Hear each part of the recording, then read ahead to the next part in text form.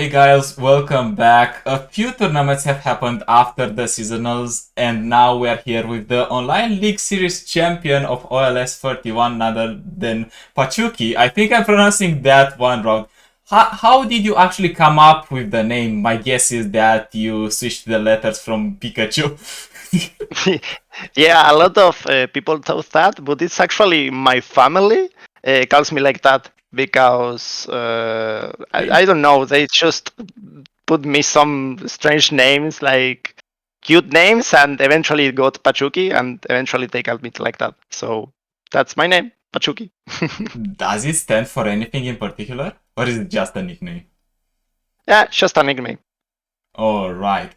But you are a fresh face now around here, a fresh new winner. So could you tell us a little bit more about yourself, like your background, what are you doing in real life, and what's your background with the card games?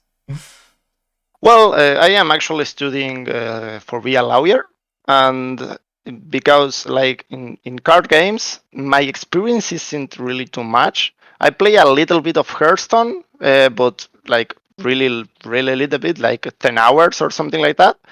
And I played a lot, but a lot of Yu-Gi-Oh when I was young, like 10 years old. I played a lot of the PCP games, a Mm-hmm. lot of hours there, and I love the card games from that, Yu-Gi-Oh. But from nothing more than that, nothing of Magic or nothing of anything of other card game, really. And do you have any competitive background in Yu-Gi-Oh? Did you participate in any tournament? Yeah, I participate in a lot of tournaments for lore, only lore. Like some of Pro Furioso. I don't know if you know that. It's a Latin American one. Mm-hmm. But it's my first try in OLS, I think. Maybe my second try. I don't remember. Like I leave the game and come back sometimes, so it's more maybe yes, maybe no. I don't know. So yeah, I have another tournament, but my first OLS, I think. Right. Did you win any other tournaments as well? Not in LR specifically, maybe I in Yu-Gi-Oh. I no, in Yu-Gi-Oh I only play with my PCP and with my friends in the school. In lore I won at some tournaments, but it's like I don't remember actually what tournament I won and what no. I just enter in every tournament that I see, and if I won, I won. I took it like more a fun thing to do than a competitive thing to do. I enjoy that attitude because sometimes you get rewarded. You're doing it for fun and Yeah, sometimes it's you win. actually it's actually that. I get really tilted. Yeah, like I see it like that, but when I lose, I like oh, and I am actually angry on a stream. It's actually fun. Are you angry just for the moment, or do you take Yeah, loss very it's personally? no, it's more the moment like how he just wrote that card that makes me lose, and I get angry in, like for 5 minutes, and then I laugh of my reaction on the stream, and it's actually fun. My Uh, gummies. it's fine. But now let's actually move to the decks because that's Okay. why people are here about. So the first and foremost, something we haven't seen in quite a lot of time, the Ashe Noxus archetype and Ashe Noxus shelf. So why did we actually revive this deck? Why did we bring it to a tournament? Well, I was thinking about my tour deck that actually comes to be Leblanc Ashe, but first I want to try Sion, like everyone. But Mm-hmm. then I discovered that I only have one Sion, and I don't think that works with one Sion, so that was a little bit of a problem. So when I saw that, I see, okay, let's change all the strategy. I was planning on play Sion and meta decks and that, but I see everyone is playing Sion. At least everyone is going to play or Sion or something aggro. So let's play against the aggro. Let's do a lineup versus aggro to actually counter that Sion and win all my matches only with versus Sion. Nothing than Sion. Like I only play it around Sion and think, okay, I need I need the stuns and need things like Will of Shonia, that things, and the only region that have that is Shonia. And I already got some Shonia decks, so I need freezes. And my first idea was Ashe LeBlanc. I need freeze to Sion, nothing more, actually. And why are we running one of Riven? Is this actual tech or what's the reason? Get excited. That's the reason. If I play three LeBlancs, actually they got removed at the versions that have Mystic Shot and the versions that have Get Excited. But Riven isn't removed to anything of that too. And if I need the mulligan, I actually I will get Riven and don't get LeBlanc in the mulligan in my first mulligan. So that's the idea behind it. Riven doesn't die to get excited, and it keeps giving me value to Sion. Did you I find actually thought, yeah, sorry. did you find a lot of value from Riven? Yeah, actually, in my last game, I won thanks to the Riven. I got my Ashe buffet with her sword, and I actually won the last game of the final because that Riven. So it was pretty funny, at least. What was the exact context? Maybe the people didn't watch, but maybe would love to know how did it actually win you the game? Well, that was it's what's amazing. Was playing actually against Sion and Draven-Sion, and I like my board was pretty big compared to them, but in some moment that actually comes back, and my board was 2 units versus 6 units for my enemy. So I just in that moment I did okay. I lose the final. That's sad. Eventually Ashe come out and Riven is like my unit. My unit was Riven and Ashe come out. So I thought if I put down Ashe, that was for life because Abarson, so it get buffed.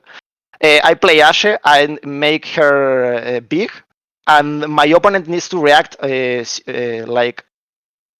to react to Ashe in some way because Ashe was big enough to close the game because I have the Ashe arrow more than Ashe level up, so he can't block the game. So Ashe helped me to make him lose resources and actually win the game because Ashe survived with 1 HP. That's actually like the overwhelm with the sword. Sorry for my Mm-hmm. problems. The overwhelm with the sword makes him to lose 2 units actually for trying to stop my Ashe, and he actually can't stop my Ashe. So eventually Ashe with her ability closed the game with a pretty good draws, but he actually closed the game. That's an interesting way to finish the game when you Yeah, didn't yeah. really have many hopes and you were like, all right, I'm losing the final, but Ash came to the rescue. Yeah, yeah, yeah. Are you running any specific tags in this list to be fair? Because from the looks of it, it's pretty standard. Maybe the one of Incisive Tactician. Did you find any use for it? Not in the tournament, but in some specific matchups on ladder. I tried it on ladder a little, so I feel sure it worked. But in actually in the tournament, it actually doesn't work. Like it doesn't came to my hand in any moment, so it doesn't work. The most important thing I think for my lineup here is the triple beetle still. I think that some people takes two or maybe only one, and actually, again, in the final, if I don't have the triple beat still, I will lose eventually. I don't have the 6 mana to freeze two, and I take one of that to put my triple, my third brittle still. You said that you were building this deck and this lineup around Draven-Sion, so was Triple Brittle still actually for Draven-Sion? Because to my knowledge, they usually have units that are 3 HP or less unless it's Sion himself. Yeah. Actually, everything else like Draven, the 4/3 that actually comes back, the 3/2s, and like it's that when should discard the 3/2 and he can actually play and attack with that instantly. Like everything else that not Sion, you actually use the brittle steel. And I only use the flash freeze to Sion, so I don't need anything more than brittle steel. Brittle steel do it pretty well, and this just 1 mana. If I put the 6 mana or another flash freeze at sea, I am just wasting mana in most cases. So it's really important to have triple brittle steel with that much. How about Culling Strike? What are you using Culling Strike? Because in the last iterations of the deck, I think they were simply cutting it because they were going more board centric. We're using Culling Strike again. What's the reasoning behind running it? Everything that is not the 4-3 versus Sion actually dies to Calling Strike. I don't need to use pretty well my mana because I have Brittle Steel and all of my freezes was Brittle Steel. So I can actually use Cooling Strike to anything. And this 3 mana remove anything, any type of unit that my enemy plays. If I play triple Cooling Strike, they need to play around it when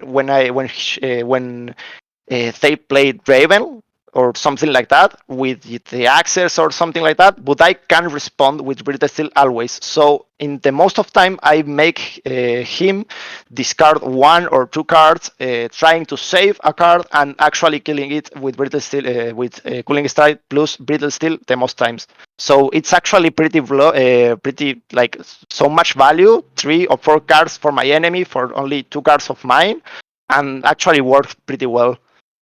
And it's working pretty nice against survival skills still because it's a kill card. It's not a card that does damage, so survival skill doesn't work.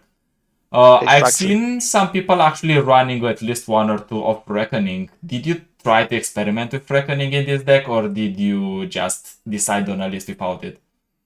I played a lot of Ashe LeBlanc on like previous patches, and if there's like if in any other patch, I actually put at least 1 Reckoning, but I don't feel it pretty well. It's only one thing. If you have a bigger ward versus Sion and Draven, you only need that bigger ward is equal to win. Reckoning don't like works with that, but eventually they can they can play the 4-3 that is infinitely and this infinite value. If I play Reckoning, I kill 2 of them and they come back, or 3. Maybe I kill at Raven or something like that, but eventually it's only 6 mana to make my enemy in late game play like spend 8 mana with him 3 or 4 cards in hand. I don't actually get some value. So I prefer Cooling Strike, like a third Cooling Strike, better than a Reckoning because that I was playing around Sion and I was hoping that my wins was around Sion, so that worked pretty well. All right. Anything else that this deck actually loves to face? Like, did you prepare for anything else outside of Cyan decks?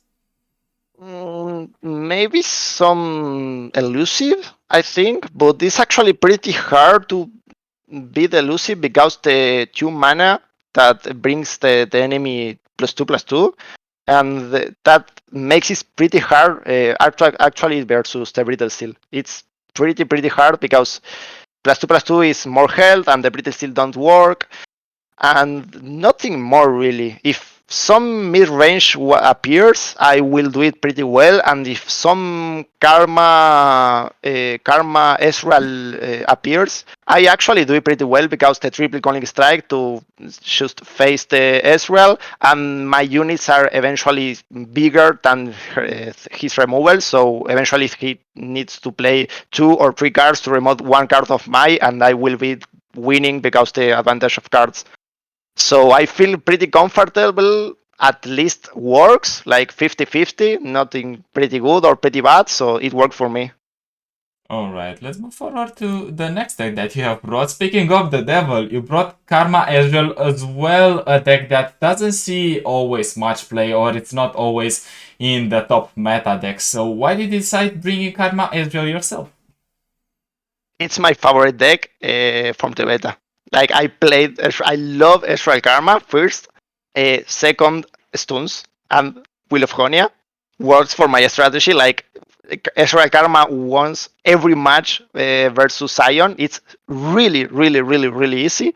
Not if I can cancel the get excited for pretty much like it's almost win. Not if I get excited if you have a Conquisted Palm in hand because they can't play Sion. They actually lose 2 cards to a less mana thing.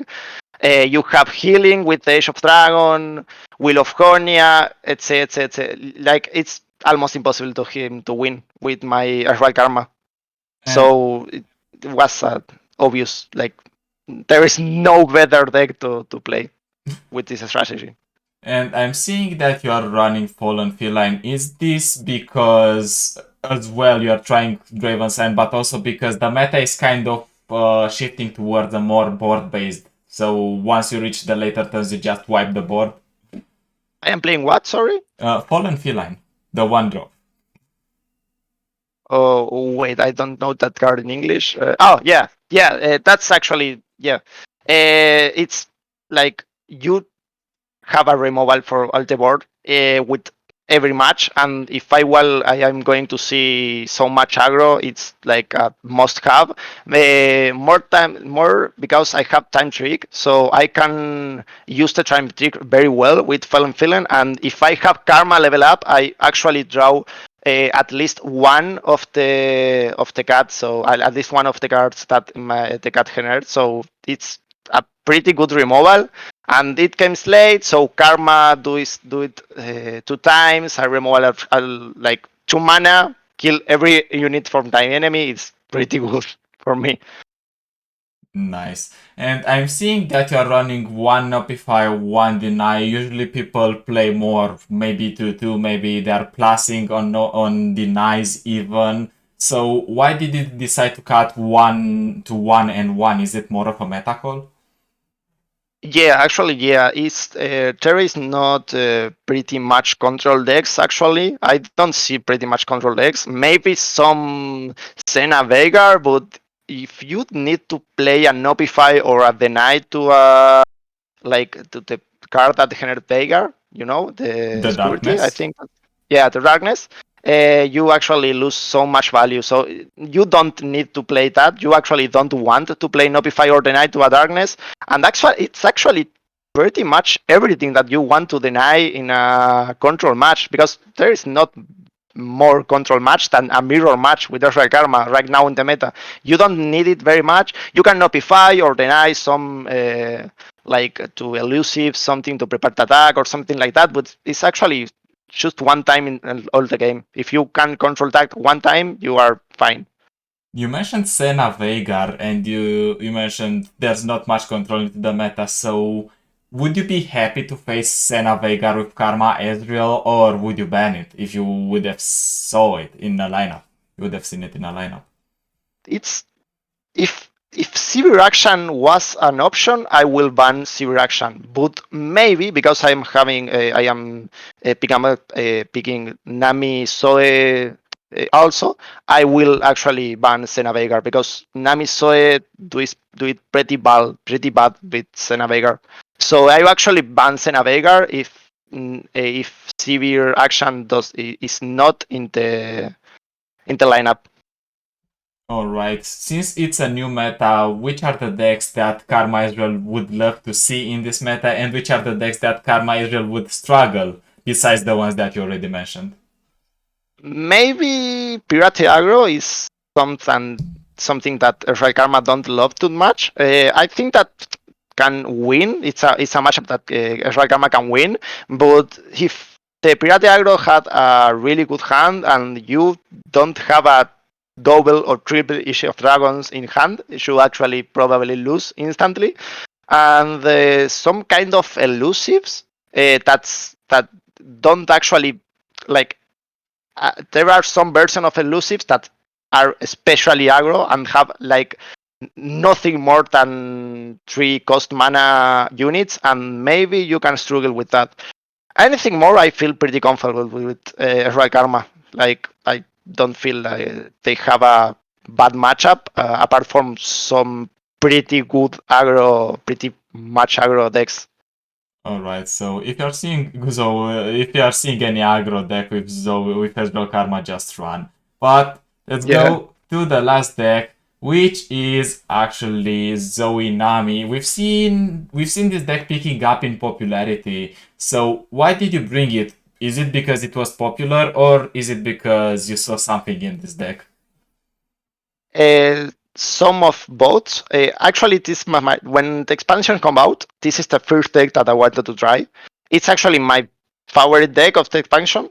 and I was thinking about picking Lee Sin to my lineup, and if I want to try hard, I actually probably pick Lee Sin, but if I pick Lee Sin, I don't bring nothing of the new expansion, and it feels pretty bad. So I say, okay, let's play Nami Zoe. That works well. It's fun to play, and I actually can win pretty well with versus Sion because the Sparkfly and the Hash. It works pretty well for me. So Zoe Nami is my favorite deck of the new expansion, and the elusive thing works pretty well versus her like counterpart, if you need to say, like Fizz Nami. Zoe Nami, I think that is better in a matchup versus Fizz Nami, so it works well in almost all cases.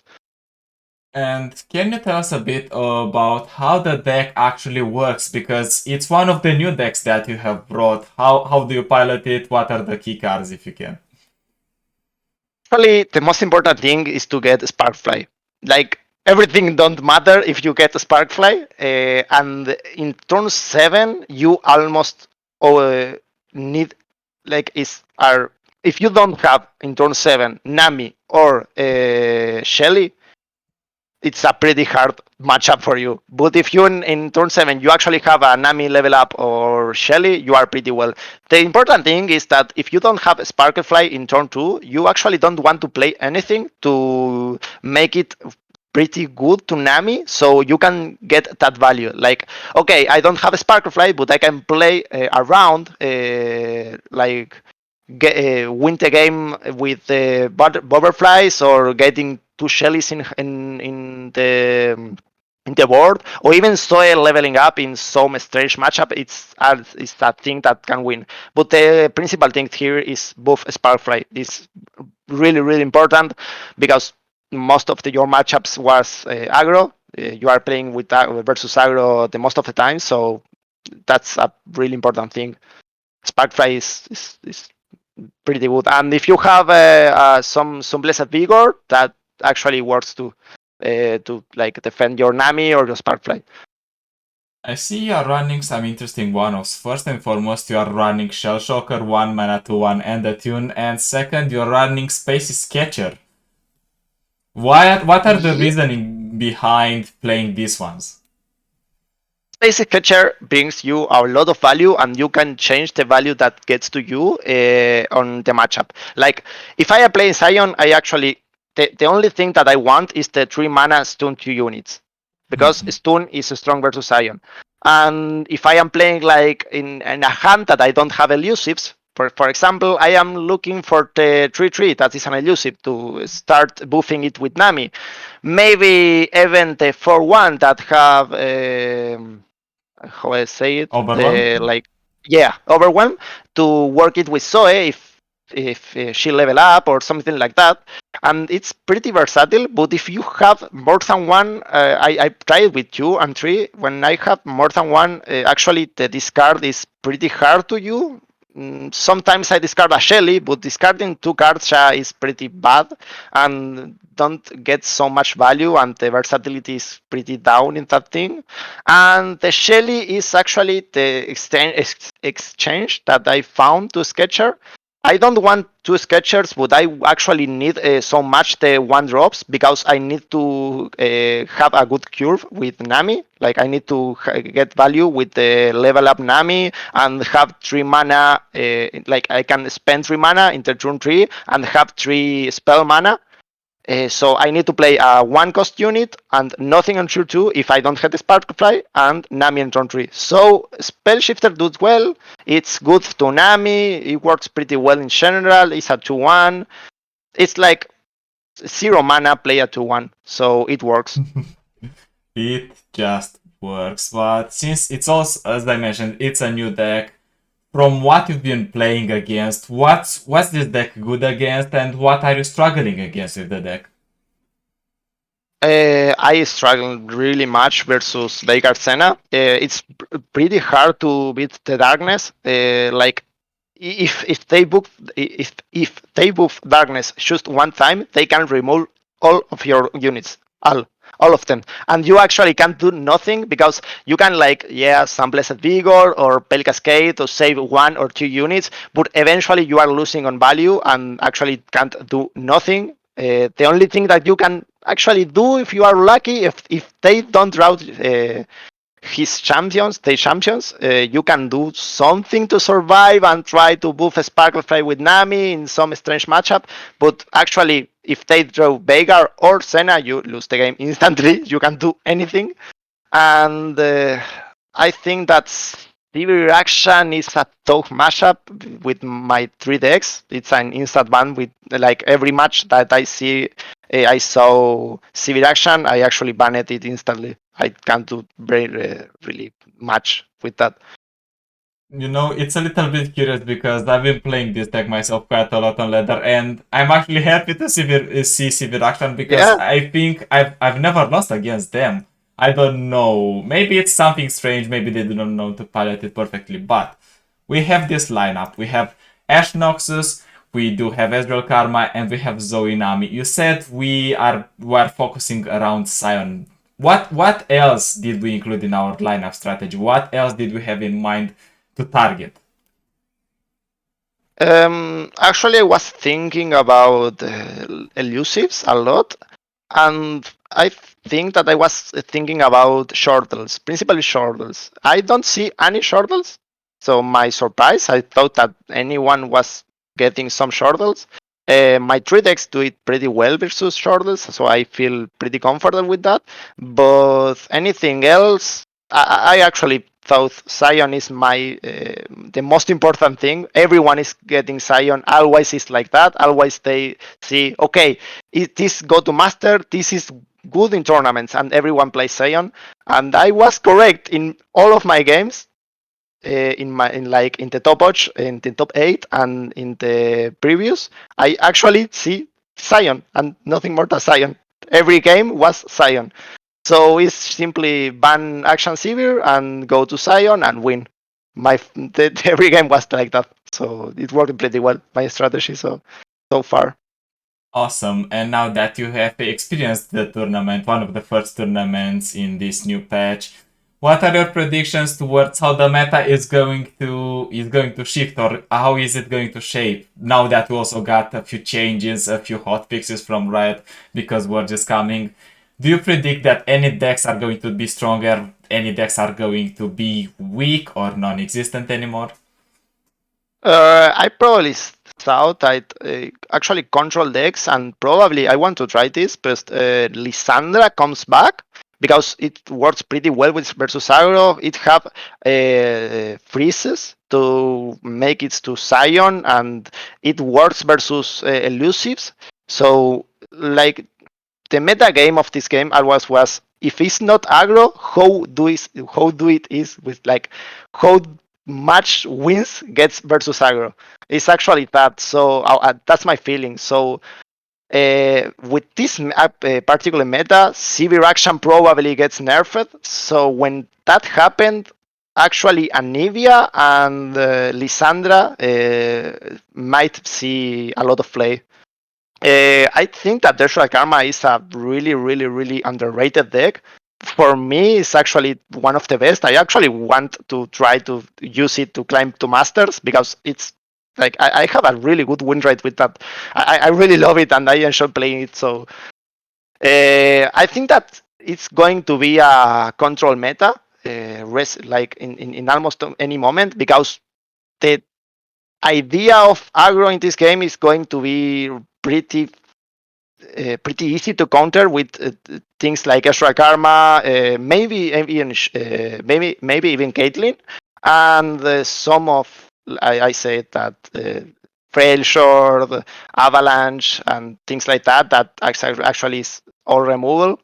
And some you can actually see some on ladder, some of Lee Sin because of the stun and the like almost the same resonance like Ezreal Karma. If Ezreal Karma gets some much play and some control decks gets really much played, maybe you can see some Lee Sin, but nothing more than that.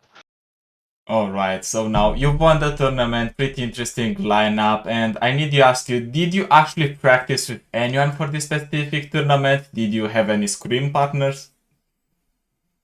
Actually, because I leave the game and come back sometimes. I was in two teams, Mm-hmm. three really good teams, two times, and because I leave the game, because when Diego comes out, I actually did okay. I don't know. I don't want to play this. I don't want to play. This expansion is so I don't like. The CV action meta actually I hate it so much. So I left the game. I left the game before, so maybe 2 months, maybe 4 months, and sometimes, and I need to leave my teams because I am not playing. So it's really hard to maintain me in some team. It's pretty shame because I don't like it, but I can't do anything. I don't like the game sometimes. I really like it some others, so I play when I can. So did you not prepare with anyone for this tournament? Did you No, just play no. ladder? I Alright. just play ladder. Alright. Well, we've come to the end of this interview, and it's been a pleasure to discuss with you and understand how your lineup worked. But before we're closing the interview, we have one more traditional question that we're asking people, and that is, if you would have to say just one thing to the audience that is now watching, which one would that be? I love this game, but sometimes it makes me really angry on the patch notes and in the game. More the patch notes, but in game. So give it a try, but don't get overexcited like me, because you will see like full aggro things or some severe action or some matches that is really bad to see and makes you struggle really much. All right. Thank you for participating in the interview. It has been a pleasure. And ladies and gentlemen, that is it for our first interview before the seasonals and after the seasonals and before actually the Worlds. So stay tuned. Thank you for watching. See you next time.